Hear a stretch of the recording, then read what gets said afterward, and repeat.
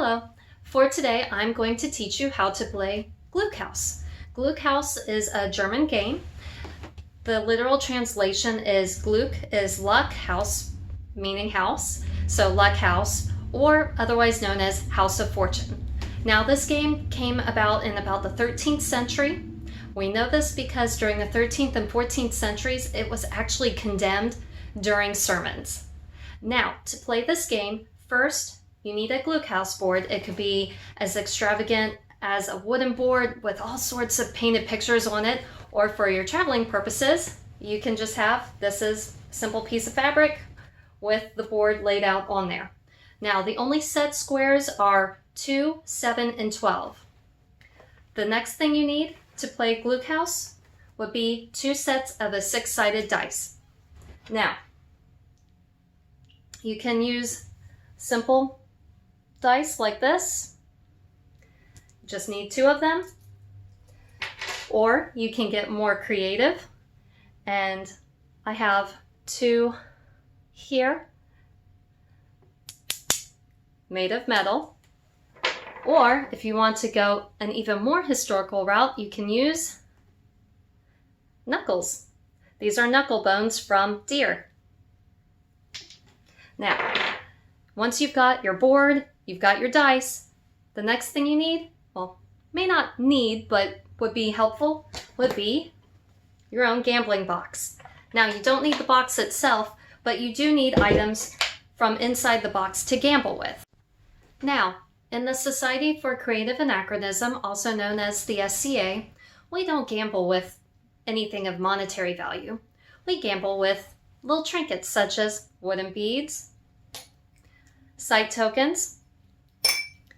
Maybe you have a bracelet. Maybe you made something out of clay. Maybe you made a glass bead. Maybe you have a cinnamon stick. Or maybe you have forged your own coins. Use your imagination. Just have fun with it. And now, let's get started learning Glückhaus. Now here is the Glückhaus board that we'll be using today. And to show you, here's the dice that I will be using. But this is to give you a more up-close view of the knuckle bones, as well as the metal die. And as you can see up here on the right-hand side, I've got my pile that I will be gambling with. Now, the only set squares on a Glückhaus board are 2, the pig, 7, the wedding, and 12, the king. Now, on this board, you will see there's Roman numerals, and we've got 2, 3, 4, 5, 6, 7, 8, 9, 10, 11, 12. Now the game first starts out with everyone putting something on the wedding on number 7 because everyone brings a gift to a wedding. Now the first player rolls their dice, and I have received a 7, and so therefore I must leave a gift on the wedding, and then I will pass the die to the next player. Now, to make this interesting, I have created a separate gambling pile, and now I will be playing as player 2 to roll the dice. And I've got a 6 and a 5, so that's 11. And since there is nothing on the 11 spot, I will put my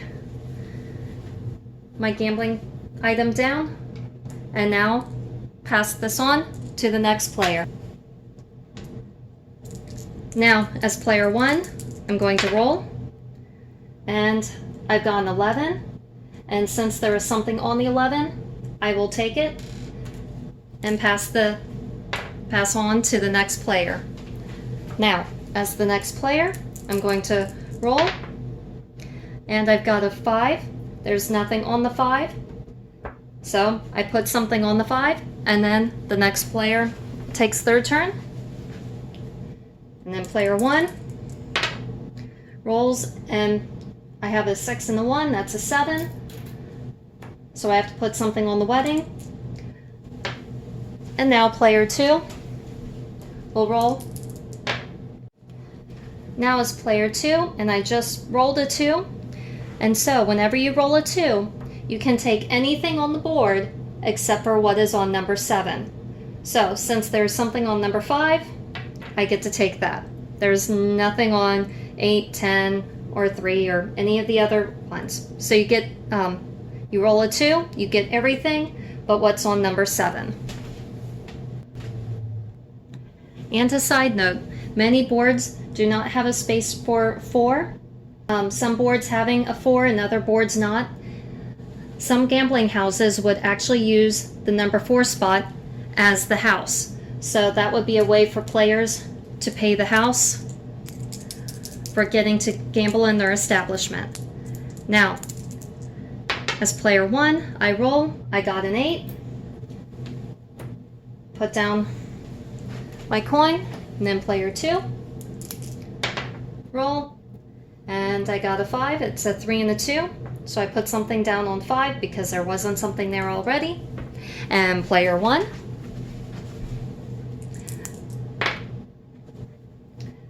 and player 1, I've got a 4 and a 2, that's a 6, and I'll put something there.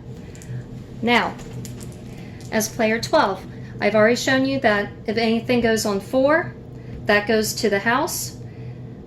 Anything on 2 gets everything on the board except for what's on 7, which is the wedding. Now, if hypothetically I just rolled and I got a 12, I get everything on the board including what's on 7, because I'm the 12, if you remember, is the king, and the king gets everything.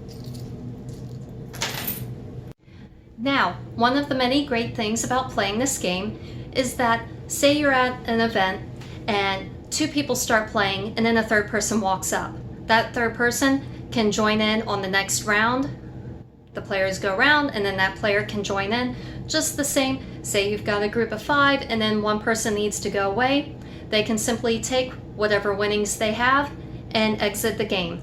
So it's a great way for people to come and go, and the game just continues on going until everyone's decided that they're done playing. Anyways, I hope this was educational. If you have any questions, please feel free to ask and subscribe.